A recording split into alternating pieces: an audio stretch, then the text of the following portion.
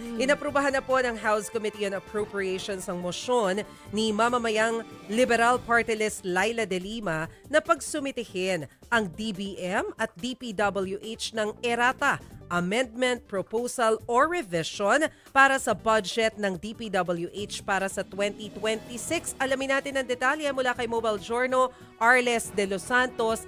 Magandang gabi, Arles. Araw na ng Biyernes, ginagabi ka dyan sa Congress. Good evening, Arles.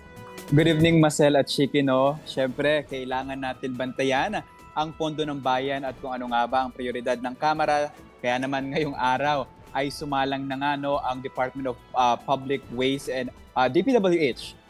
Kaya nga nagkaroon din ng pagkakataon ng ilang mga mambabatas na magkaroon ng interpolation para sa 4 na araw pa lamang na DPWH Secretary na si Vince Tizon. Ayon nga sa kalihim ay isang malaking hamon na kanyang tinanggap, no?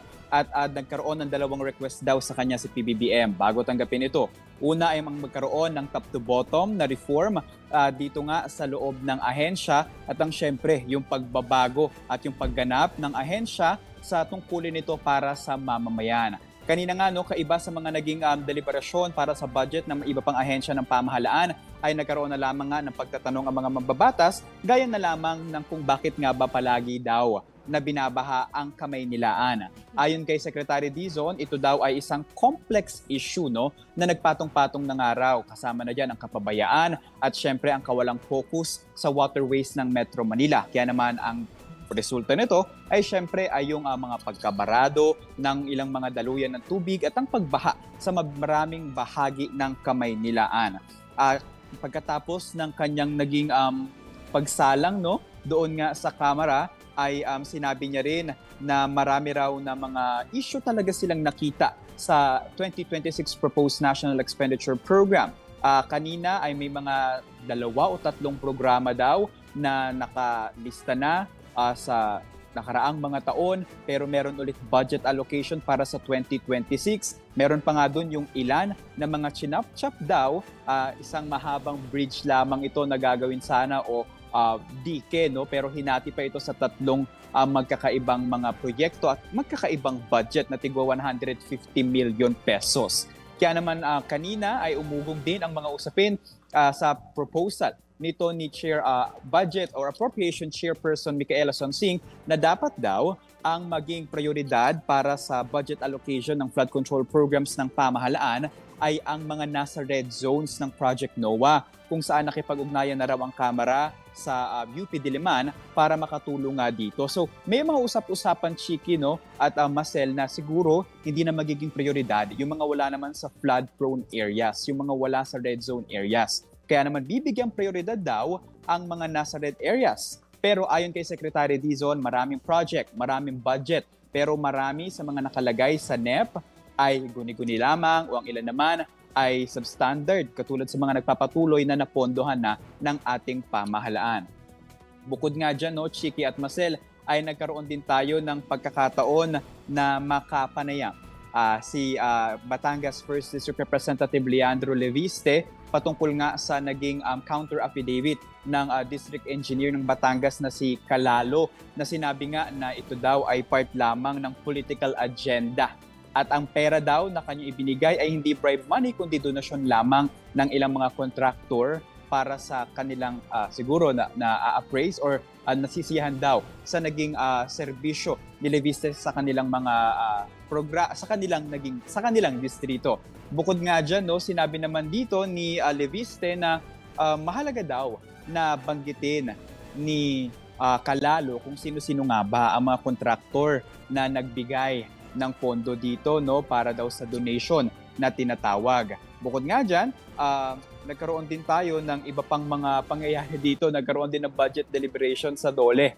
Pero siguro ang highlight nga ng ating araw na ito ay ang hamon ni Leviste naman na tignan daw kung sino nga ba ang abogado ng district engineer ng Bulacan, nila Alcantara at ni Calalo, dahil maaari daw na maingatan at silipin kung magkakaroon ng cover-up para sa investigasyon na kinasasangkutan ng mga district engineer ng DPWH sa iba't ibang bahagi ng Pilipinas. And mula dito sa camera, balik sa inyo.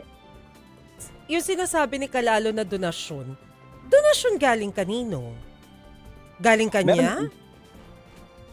Actually, nagkaroon daw, ayon kay Leviste, nagkaroon naman daw ng pag-amin, no? Itong si Calalo sa kanyang affidavit na meron ng mga contractor na nagbigay daw ng mga donasyon. Kaya ayun ang kanyang hamon dito kay Calalo na pangalanan din itong mga contractor na ito at syempre para makapagbigay linaw din kung ano nga ba talaga ang kanilang nais o yung layunin sa pagbibigay noon. Hindi raw kasi ito bribe money ayon kay Calalo. At saka, tama ba yung intindi ko sa iyo kanina na ang sabi ni Calalo, donasyon dahil natutuwa sila kay Congressman Leviste? Bakit sila natutuwa? Kakaupo pa lang niya.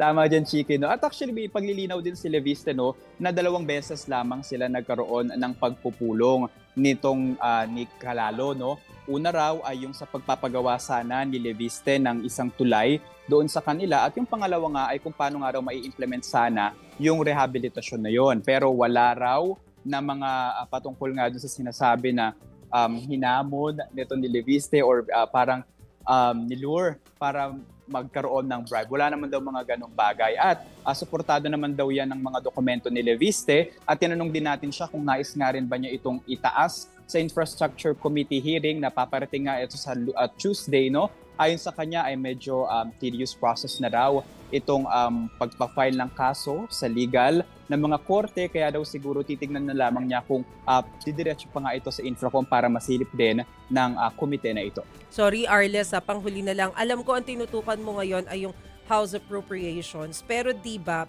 pupunta lang ako ng mabilis dun sa Infracom kasi baka lang may nakuha kang balita dyan kung ano na yung nangyari doon sa ipinupush ni na Congressman Sheljoc no, na mag-disclose nung involvement o yung affiliation ng mga congressman sa mga contractors. I wonder kung may nagpasa na ba, magiging requirement na ba ito for next week yata yung kanilang hearing na susunod, ano? Sabi ni Congressman Sheljoc, no?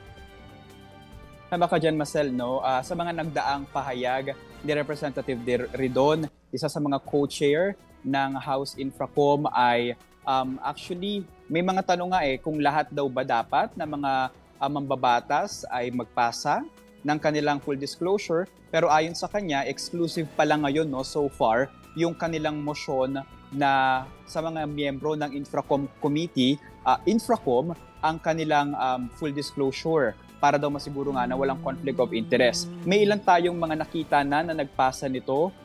Kung hindi tayo nagkakamali ay mula nga doon sa Akbayan. Kung hindi tayo nagkakamali, no, Marcel? Pero may mga nakita tayo na may mga nagpapasa na nga. Pero sa mga paparating pa na araw, ay patuloy pa din nating hihintayin ang pagpapasa ng mga ito. Ay, kung hindi tayo nagkakamali, bago mag-Biyernes ay kumpleto na ito dahil 5 araw lamang ang binigay para sa mga mambabatas na kasapi ng Infracom na magpasa ng papel na ito.